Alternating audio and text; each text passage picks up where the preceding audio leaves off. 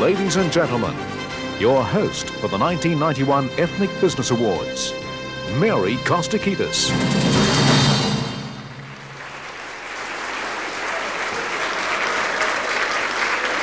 Good evening and welcome to the National Australia Bank's 1991 Ethnic Business Awards. SBS viewers right across Australia tonight join our audience here in Sydney's magnificent Sheraton Wentworth Hotel. Our guests this evening include some most distinguished people, and I'd like to particularly welcome the Premier of New South Wales, Mr Nick Greiner, and Mrs Catherine Greiner.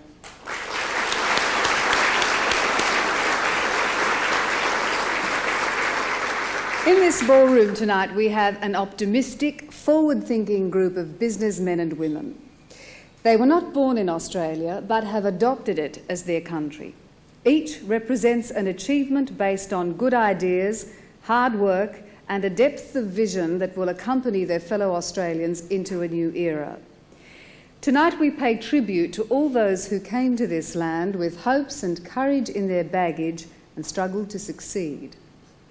No matter what your own ethnic origin may be, I hope that you'll share this pride of multicultural Australia and applaud with us the many staggering achievements of all our finalists. The National Australia Bank, creators of the Ethnic Business Awards, have gathered together an exciting group of 12 finalists chosen from New South Wales, the ACT, Queensland, Northern Territory, Victoria and Tasmania.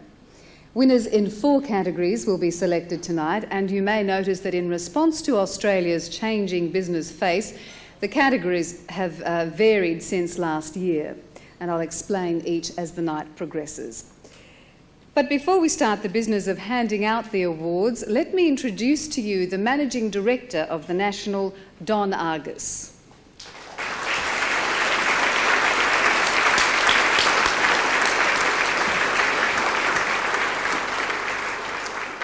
Thank you, Mary. Tonight we celebrate the achievement of 12 fine Australians. They have 3 things in common. None of them were born in Australia. Each of them has chosen to call Australia home, and each of them has become involved in the ownership or management of a business.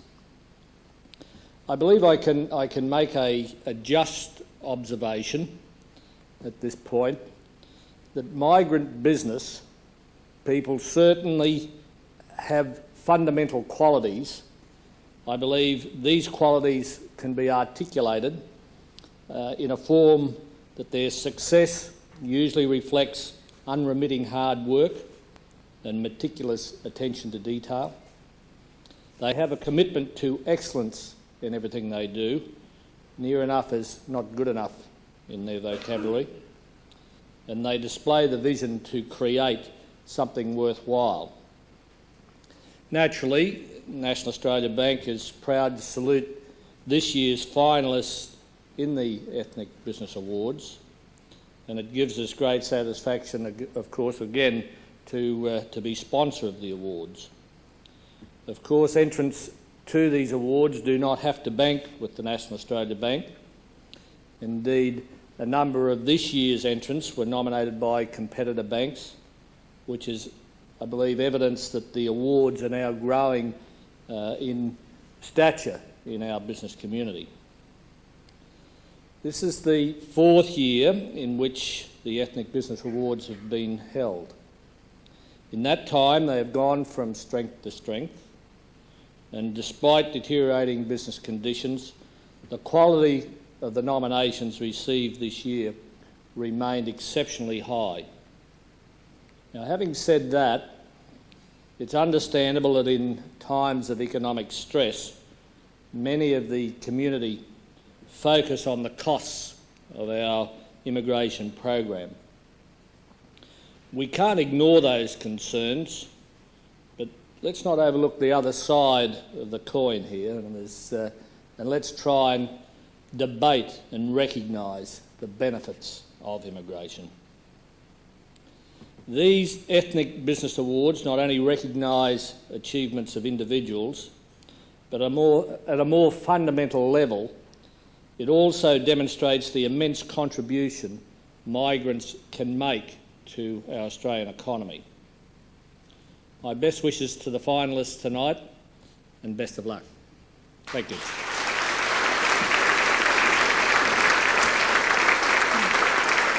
Thank you, Don Argus. Of course it's a competition, and that means a selection panel. And tonight's judges, 4 eminent people, each with many strings to their bows, are seated just down there bravely in amongst the finalists. One of Australia's most eminent fashion designers, Gala Zampatti. Chairman of SBS and the New South Wales Migrant Employment and Qualifications Board, Sir Nicholas Shahady. Chairman of Terrace Tower Group of Companies, John Saunders. And President of the Chinese Cultural Association of New South Wales, King Fong. And so to the awards. Non-manufacturing is a wide category. It can refer to importing, exporting, warehousing, wholesaling, the service industry, in fact, a range of businesses that would fill a telephone directory.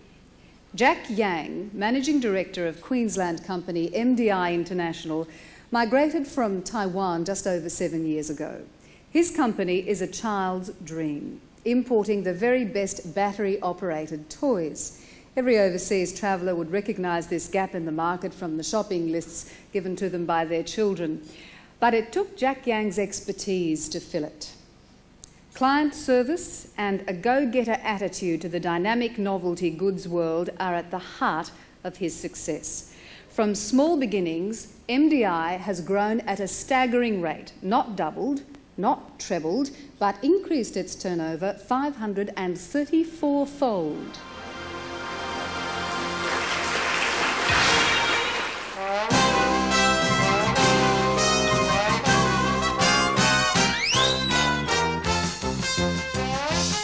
Oh, I like that one. And it's run on batteries, is it, Jack? What do they do? Yeah, they will keep going, right? So how many do you want? Yeah, we'll have 6 of them. Okay. From the beginning, we start from the flea market, try to see what the lost products response is. Then we start from very small. Very good. Yes, we'll have 12 of those. Thanks, Jack. And how well do they sell, Jack? We attend the trade fair. Their time is quite good. Like one of them is in February, the other is in August, especially in August. Then when we come back from overseas in June, we always bring a new sample back.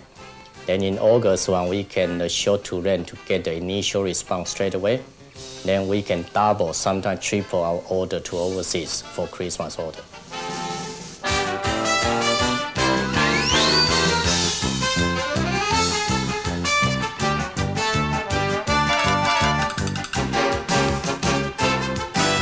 We are going to double our sales figure. This moment is 2 million, but we are going to double up to 4 million another 3 years.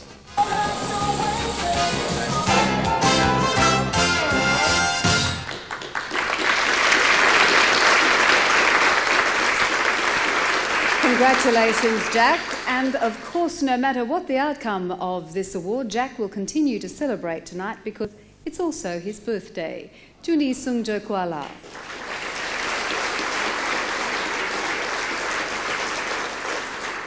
And our second non-manufacturing finalist would understand that greeting. He shares 3 things in common with Jack Yang: the original nationality of Taiwanese, the year of his arrival in Australia, and the Aussie name Jack. We're told those magic words export and import replacement are still the recommended panacea for the ills of an economy in recession. If that's the case, JC Tan Loden is a company for our time. Director Jack Chen, an accomplished trader, has a multi-million-dollar Victorian-based business with an eclectic range of goods from abalone to wool dusters and a unique hay exporting operation.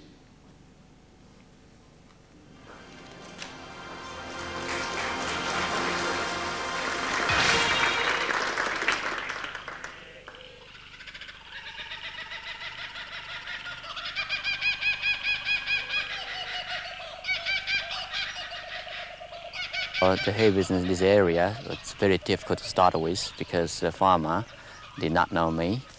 And after those years' experiences, we create credibility and reliability, so the farmers like to supply us, and we have more farmers in our book than we need.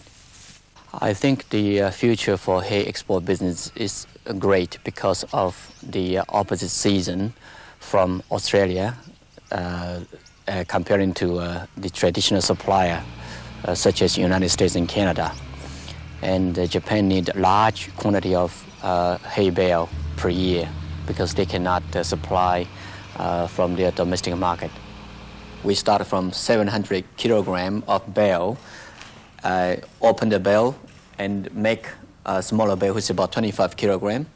And the far end of that machine, like a revolver, it's a compress machine to compress 2.5 bales into one, so that we can load heavier weight into containers suitable for export. Or in order to get better understanding our opposition to when I went to United States and Canada and pretend as a Japanese buyer, so they can show me everything so that we can copy what they are doing.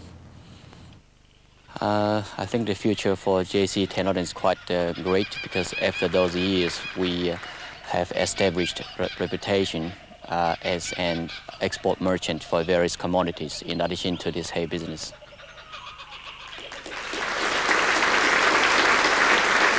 Ladies and gentlemen, from JC Tanloden, Mr. Jack Chen.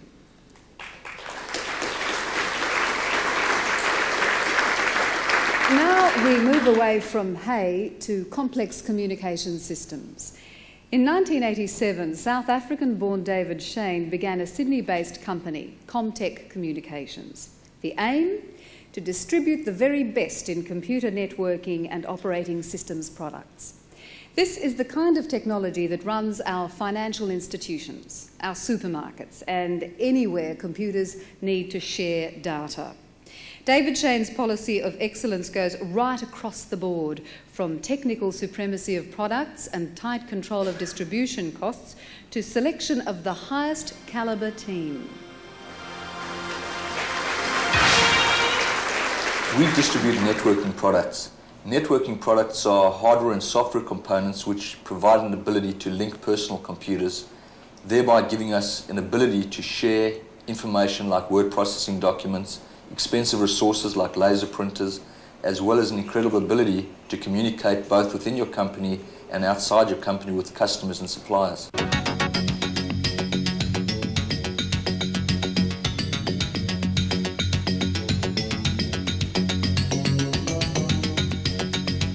One of the best ways to demonstrate networking is electronic mail. So if I want to send a message to all my managers about a particular issue, I simply press a couple of buttons and instantaneously they'll all know about that particular aspect of the business.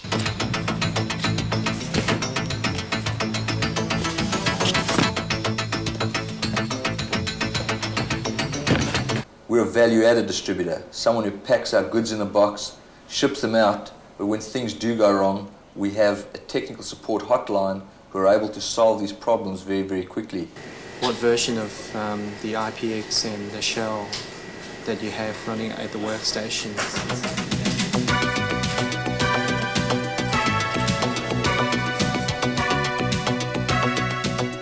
I believe today I've got a company where we've got 80 happy people in the company, and if in a year's time I could have 120 people who are just as happy as the 80 people that we've got today, I think I would have a good business.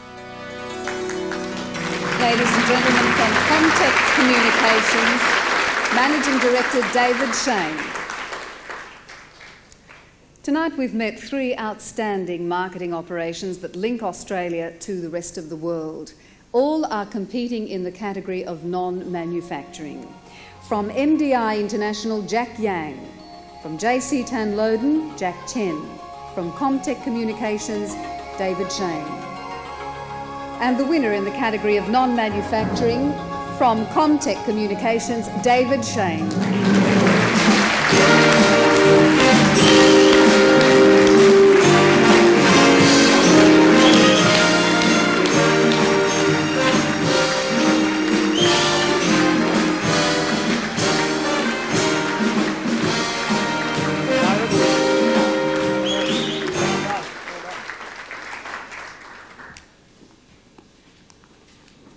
see that this award says that it's presented to David Shane. And I really do believe that this award doesn't belong to me. It belongs to 85 people. Without his commitment, support and dedication, I don't really believe that this award would have been possible. I also think that we have a supplier who I think could have easily taken a lot of easy ways out and decided to give a distribution agreement to a very persistent ethnic migrant. And I think without that foresight, once again, I wouldn't be here as well. I think I have another partner here today who's also put up with 18-hour days, and I think my wife has really helped out in making me achieve this award. So I really appreciate everything that everybody's done.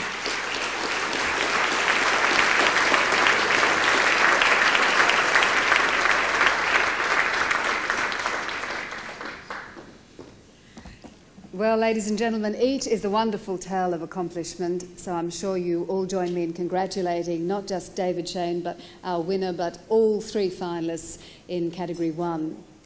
Now, if your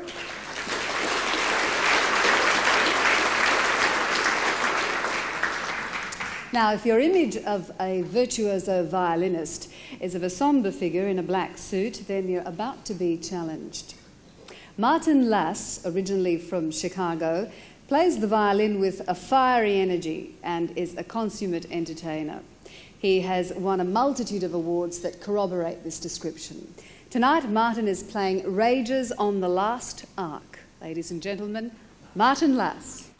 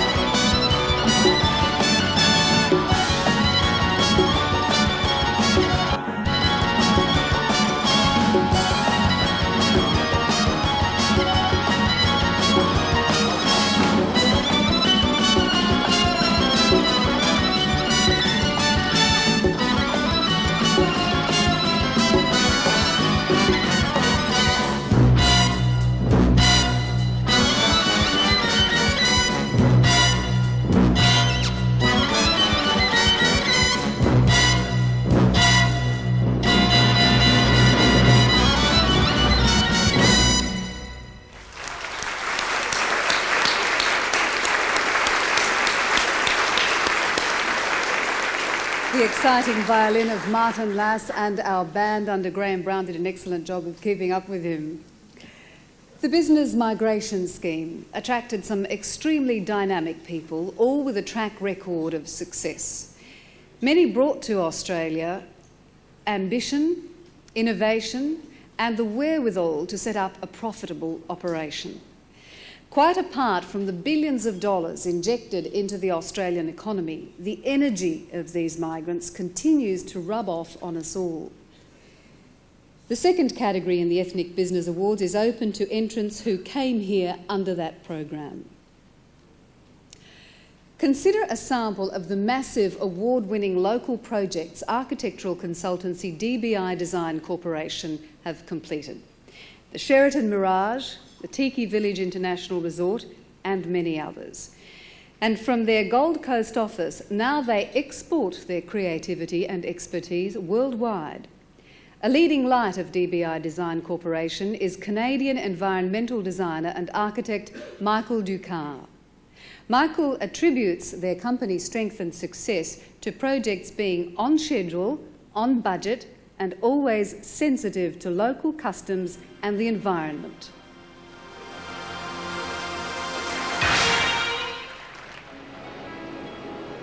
Well, our business has been founded on the destination resort proper, and I guess most of us in the business see our company as being top-end designers, with the Sheraton Mirage as being the real flagship of the design spectrum.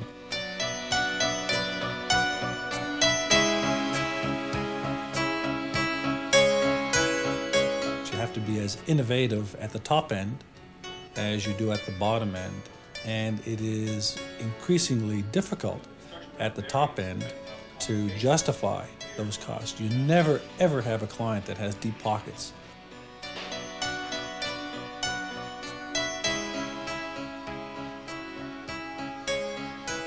Well, architecture today certainly is not about buildings or paths or columns or floors. It's about everything that people relate to.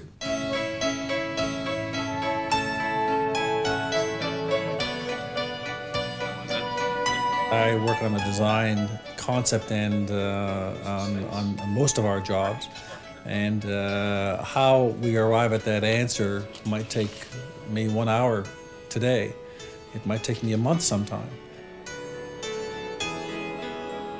The architect today, I think, is becoming more of an environmental designer internally.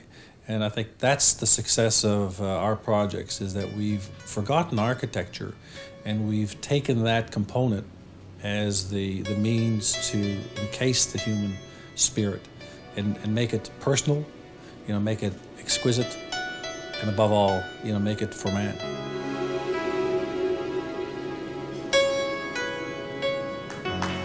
Ladies and gentlemen, from DBI Design Corporation, Michael Ducard. Our second business migration finalist is responsible for building those clever gates that let you in or keep you out of car parks.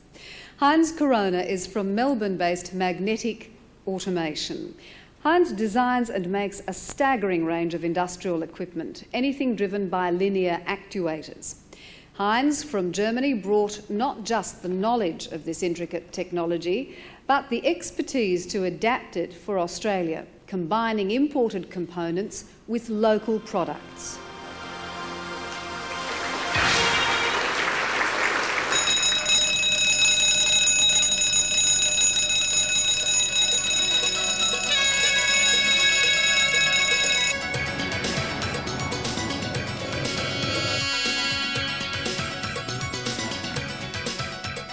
Our company does security gates for airports because we have to upgrade airports to a standard equal to European conditions.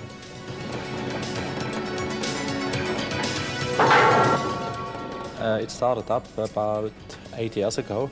We came from Germany and started our business in our house as a small operation first. Basically, our product range consists of access control hardware system, which includes turnstile, boom gates, rising steps, sliding gates, swing gates. The Met is one of our largest customers. We have developed and built these large gates, which are in the Epping tram depot, which is for all the maintenance for their trains. And we have provided also the software, which we have developed in-house to interface with the Met's signaling division. We all have to be more security conscious in the future. We let it go too fast already. From Magnetic Automation, ladies and gentlemen, Heinz Corona. When Jonathan Huang settled in Sydney 3 years ago, he already had an impressive reputation as one of Taiwan's major developers. Building quality homes today has to be an act of faith in Australia's construction industry prospects. And if Jonathan's actions are any indication, things are improving. His company, Gala Proprietary Limited, has plenty of projects on the go. Jonathan and his crew nurture each and every one of them from beginning to end. And a policy of steady, conservative growth protects everyone from the boom and bust syndrome.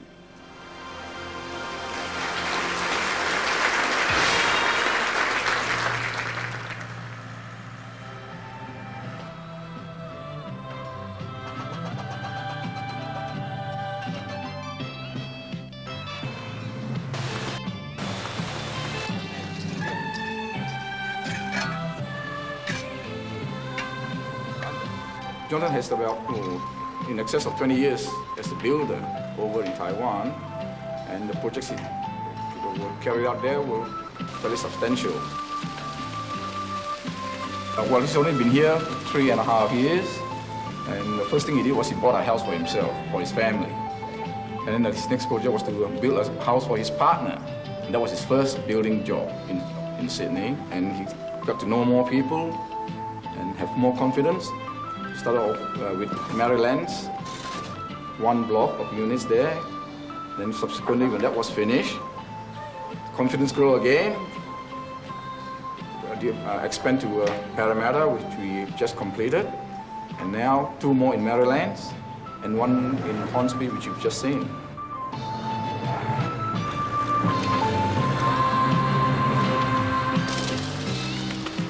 Maybe 12 months later, hopefully we will have a big block of units completed, and you will see a different view altogether from the street.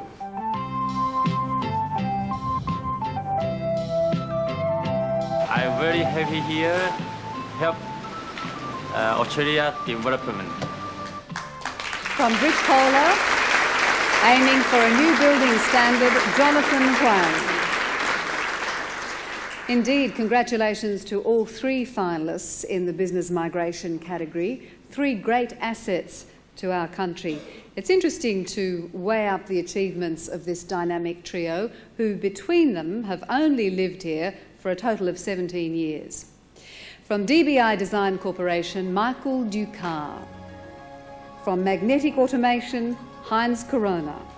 And from Gala Proprietary Limited, Jonathan Huang. Ladies and gentlemen, in the category of business migration, the winner is Jonathan Huang.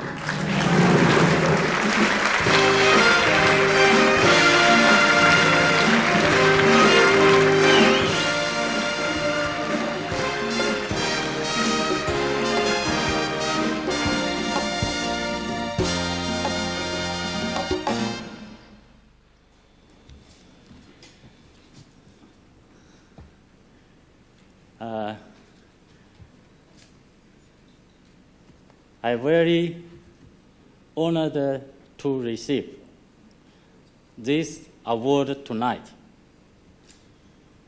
I would like to thank my family, my friends, my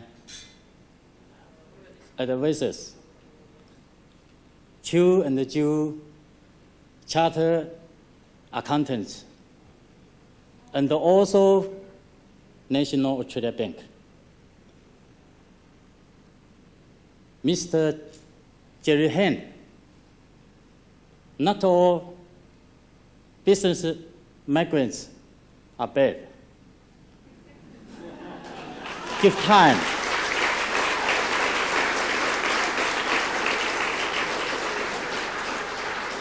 I'm very sure more business migrants will contribute to Australia. Again, thank you very much.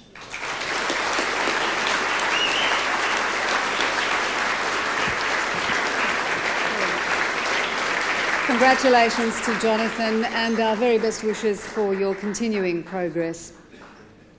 Our next guest, ladies and gentlemen, is renowned throughout Australia, not just for her phenomenal voice, but for the ease with which she sings in many different languages.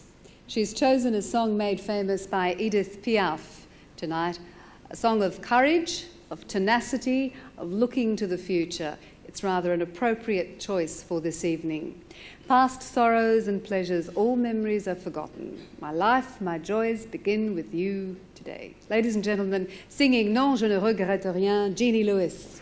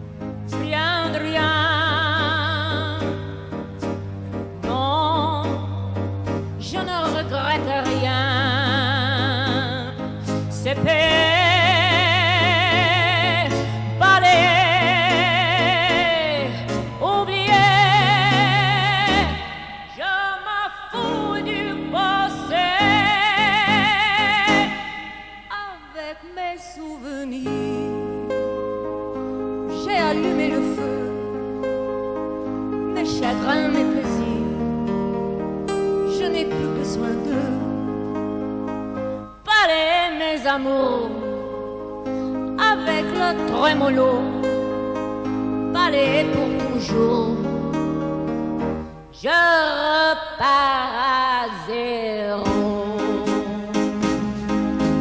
Non, rien, rien, non, je ne regrette rien, il est bien.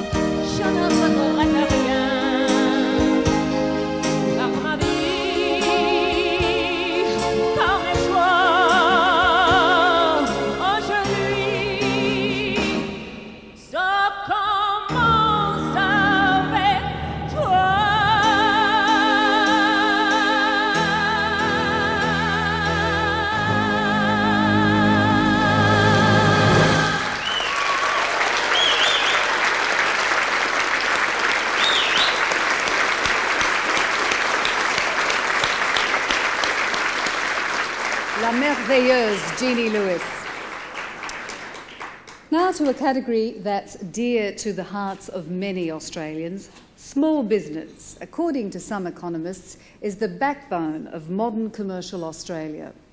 Well, there are certainly many of them around.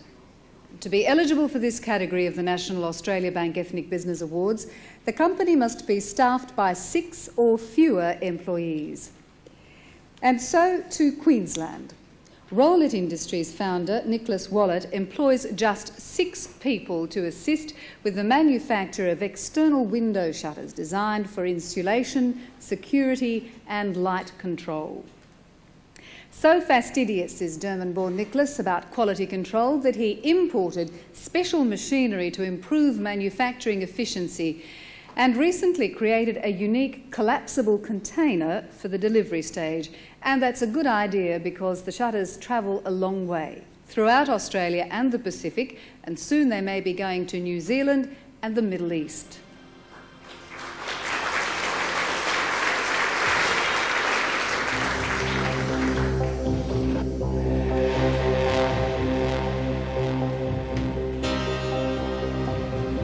In the early 70s, in Europe, I saw shutters everywhere. Having lived at that stage for a long time in Australia, I realized that shutters would be very beneficial on Australian homes.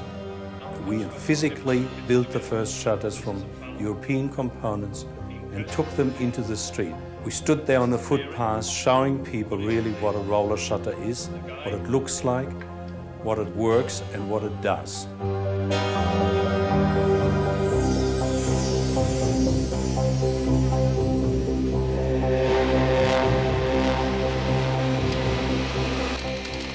It is a security product which you roll away and therefore it will not trap you. It is a product against storms, rain, wind, flying debris. Last but not least, it's a magnificent insulation product as it keeps out the heat or the cold. The machine was established and it's the only machine in Australia which does this type of shutter, which is a foam-filled shutter.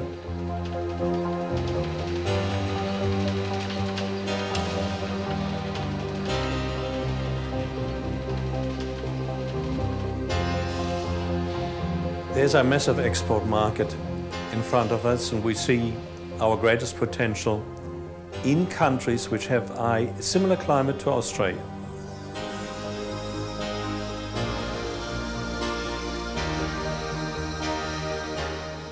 Congratulations to both Nicholas and his wife Moko, who's an equal partner in the business. If fate is often at the root of establishing successful businesses, their survival depends on hard work. Combine a car accident, a trip home to the Netherlands, and a friend's chance inquiry about used tyre casings. Add Nellie Moonan's tenacity and multilingual skill. That's what made the Victorian company Ruband Wholesale Proprietary Limited. Ruband began as an alternative occupation while Nellie recuperated from a back injury. Expansion followed, and today Nellie has made an exciting transition from importing tyres from Japan to exporting four-wheel drive accessories to Japan.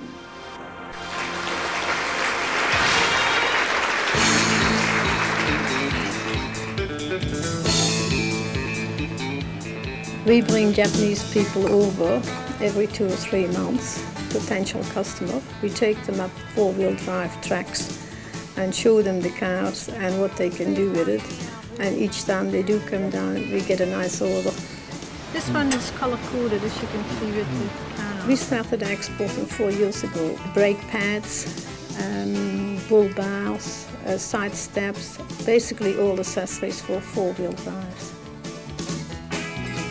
I got into the importing business, so I used the yellow pages and just phoned retailers. And the response was so good that after about 1 year, I couldn't get enough tires in Europe and approached the Japanese, and they were willing to supply. So then money was a problem. I had to mortgage my home to get a lap of credit and pay for the tires.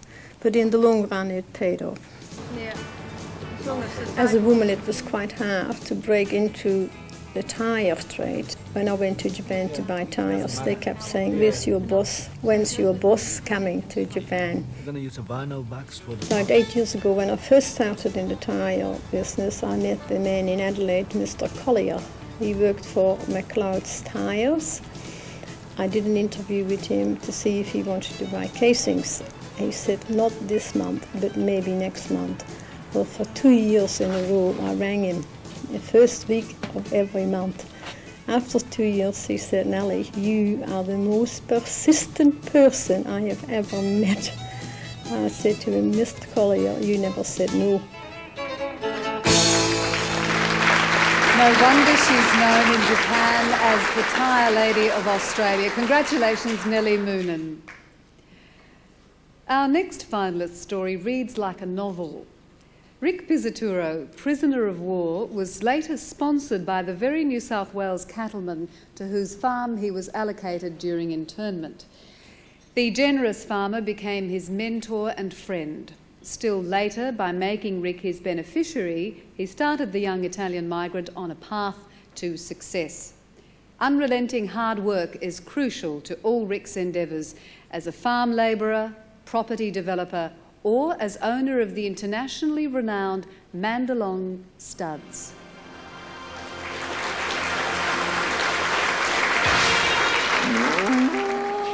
Right, ladies and gentlemen, what we all came here for now, down to the serious part of the business. And like one we have before you in the ring here now. When I was in Italy, only a little boy, I used to see these great big bullocks pulling the ploughs and pulling the cart with, say, 10 tons and so on, and that used to fascinate me, all these great big cattle. The only thing I could not get used to when I came to Australia were all very small cattle.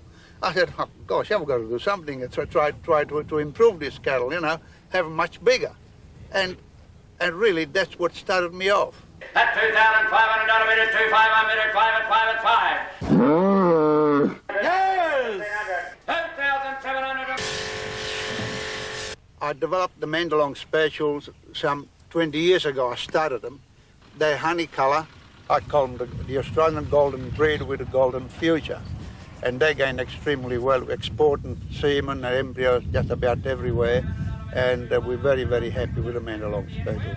$2,500 bid at 2.5 once, twice, third and last call, give you all the opportunity at 2.5. He goes. Hold on. It's all over there. 24 is the number. Well, I hope to start next year to build my dream development here at Mandalong Park, which is, of course, rural orientated, to have a big motel, 200 rooms around the lake, a rural exhibition ground. The whole development will be unique in the world, I'm sure. Small business, but a huge venture. Rick Pizzaturo, ladies and gentlemen, is also the holder of the Australasian record price for a Charolais bull, $165,000.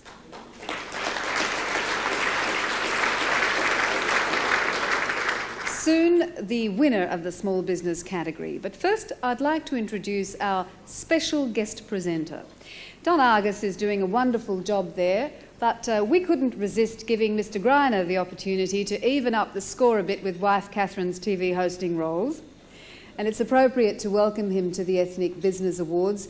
His ethnic roots are, as you all know, Hungarian, and he has considerable business experience, which includes local and overseas positions. Let's welcome the Premier of New South Wales, the Honourable Mr. Nick Greiner.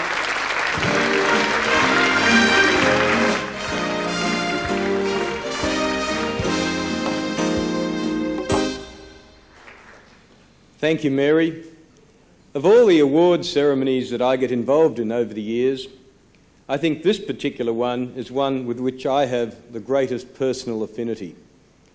It's 40 years ago this year that my dad arrived here from Hungary with little English, little money, and I guess little Nick as well.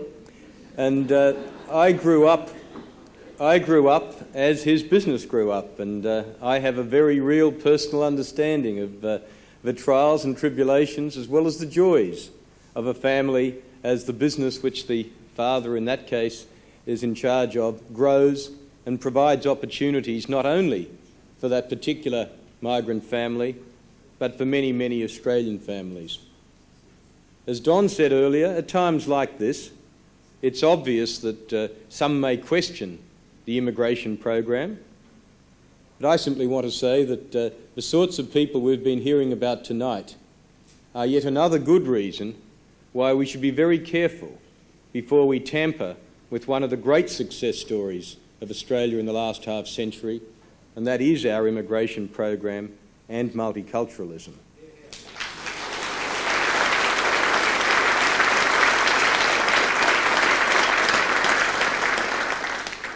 I'm delighted to be here tonight with Catherine and to join all of you in commemorating or in acknowledging the performances of all of the people we've been hearing about, and indeed so many other success stories that are contributing to the quality of life as well as economic growth right around Australia.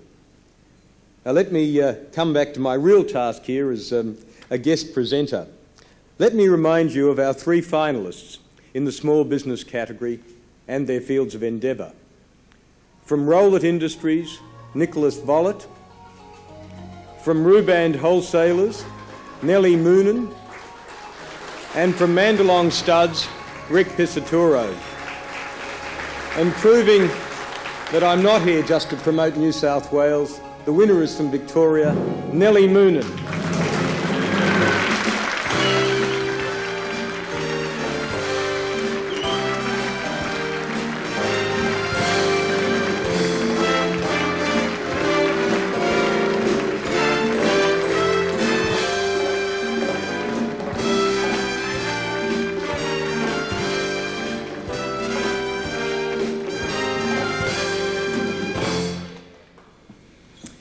Thank you very much.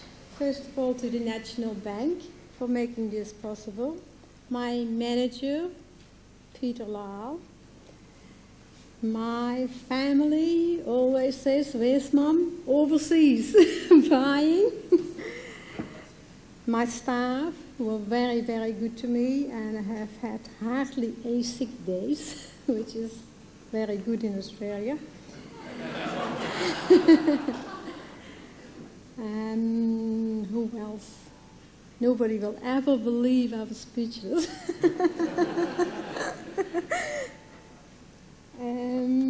Well, thank you very much anyway.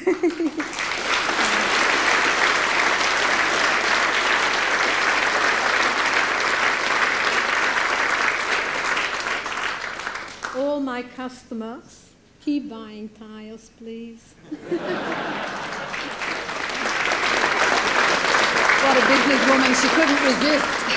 Congratulations, Nellie, and to all the finalists who have done so well in the small business category. And thank you, Mr. Greiner.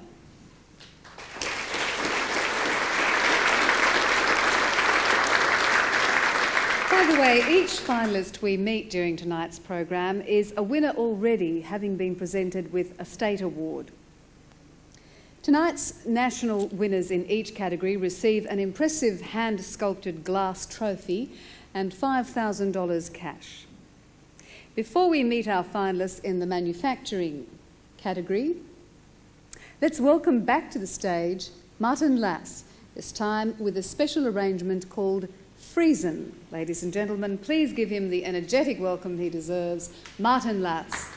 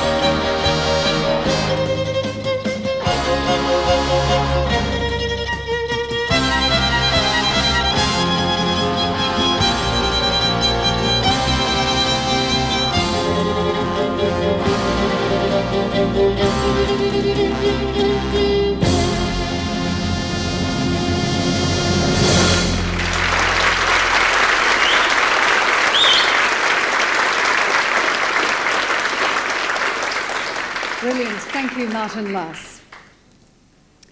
And now to the last of our 4 categories, manufacturing.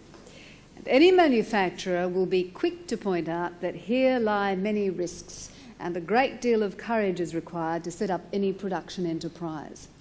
So, can you imagine being managing director at the age of 23? From Queensland, our Queensland manufacturing finalist, Henry Vanderbilt, is such a creature.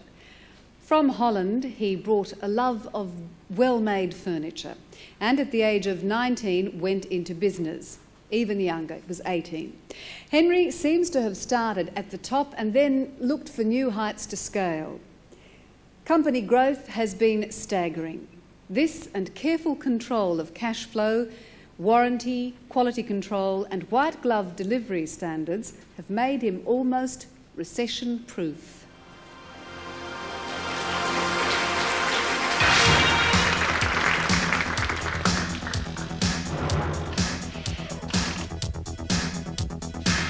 We're planning to do 15 suites, maximum a day, 75 a week. That's 5 years ago, and since then quite a few things changed, and we're sitting at nearly 10 tons as much, around about 750 lounge suites a week.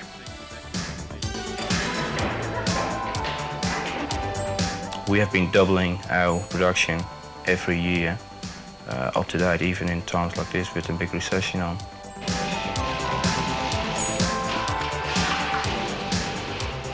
On the bottom end we have the final suites, in the middle we got the fabrics, and on the top we manufacture the leather suites.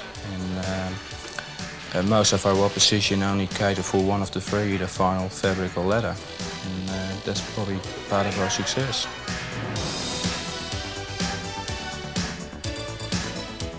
It's important that you still got a family life, that you still do other things besides business.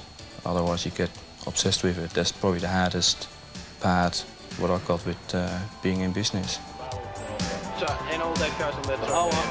The thing what really motivates me to run a business like this is personal satisfaction, success. It's definitely not money. At the moment I'm in the furniture industry. One day I might end up in a building, and maybe I end up buying a dairy farm, what I always wanted when I came to Australia.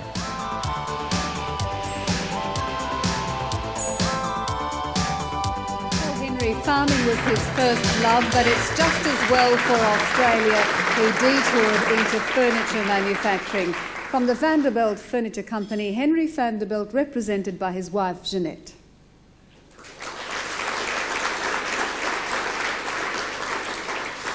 Now here's a creative idea from our Victorian manufacturing finalist, Italian-born Giorgio Gergia. Initially, he ran things from an inner suburban flat, 1 phone and no capital to extend his office equipment to match company growth. But that didn't stop Giorgio Gergia setting up Atco Controls, manufacturers of high-tech European-style lighting components. Using a network of extension cords, he rented phones from his absentee working neighbours. There's some lateral thinking. Add that to Australia's rich supplies of raw materials for parts, and Giorgio's brilliant ideas flourished.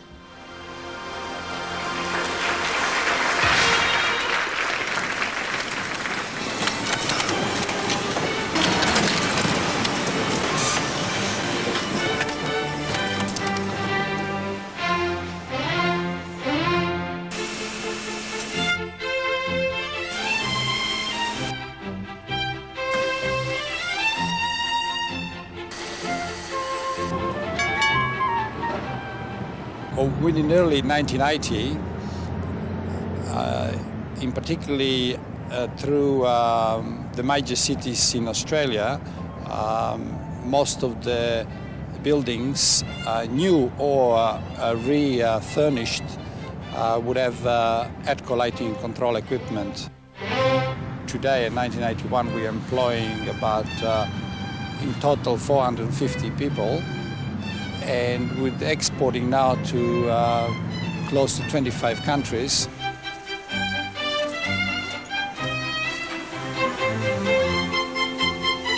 The wire that we use in our own production and that we produce today due to the vertical integration at Tullamarine plant we're using over 800 million kilometers of wire per month.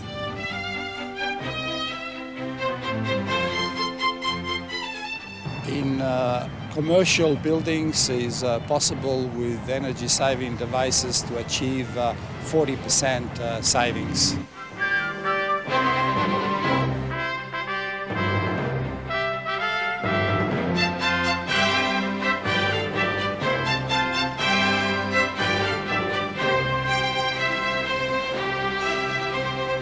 Every light source has a control by a ballast that is called the head of the light. Ladies and gentlemen, from ATCO Controls, Giorgio Gergia. Two young Viennese artists, Werner and Senna Mokesh, arrived in New South Wales in the 60s, and they very quickly saw a market for self-adhesive labels.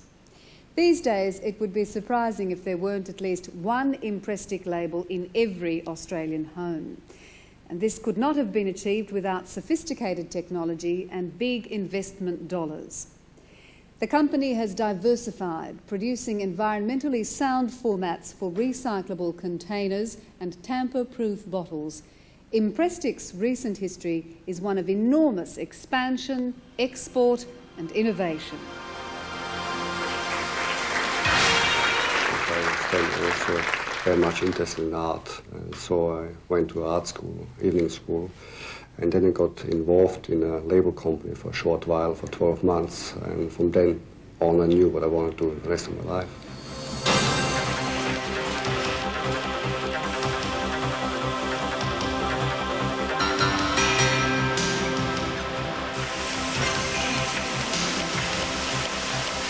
I like production. I like to things move and happen, and I think so that's a way to express myself and also to change things. The industry, which I found at that time was still in emphasis. It was very much of a struggle because it was full employment in Australia. It was very difficult to get any help. It took 1.5 years to get the first employee. The breakthrough came actually 2 years later when I decided to purchase the 9-color rotary screen combination letterpress machine, which now gives us again a competitive advantage.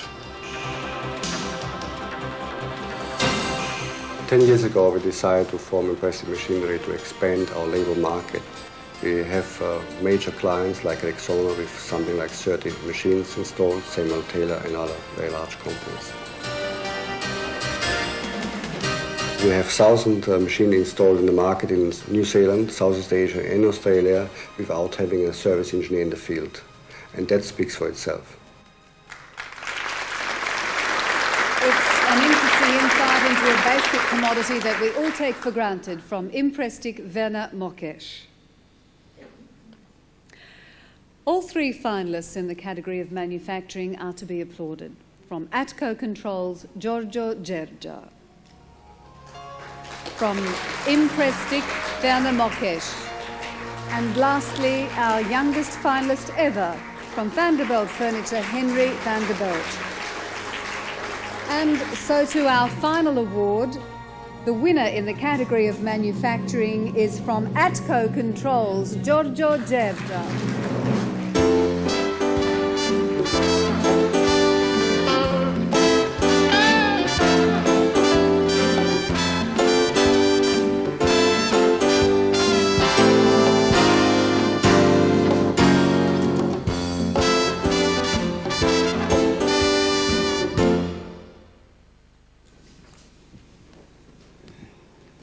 Distinguished guests, ladies and gentlemen, first of all, I would like to thank you, the National Bank, for organizing this event for immigrants to this country. I would also like to thank all my colleagues and staff at our operations in Melbourne and Sydney, and to my family for the support of succeeding with my business. Thank you.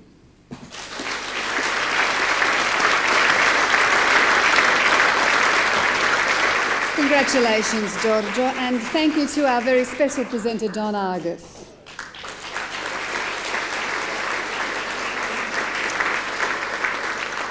It's exciting watching a society evolve, and tonight, thanks to the National and SBS, we're in the box seat.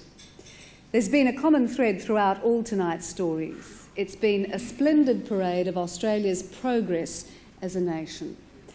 Our migrant communities have enriched this country through their activation of a vision. This vision is brought to life by their pioneering spirit and good old hard yakka. I'd like to pay tribute also to the National Australia Bank for their ongoing commitment to this competition and the excellence that it fosters.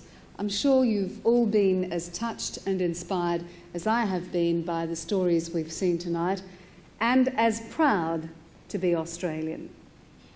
As we close the Ethnic Business Awards for 1991, I wish each of our participants and their families continued business success. Good night to you all. Καλή επιτυχία, καλή πρόοδο, καλή σας νύχτα.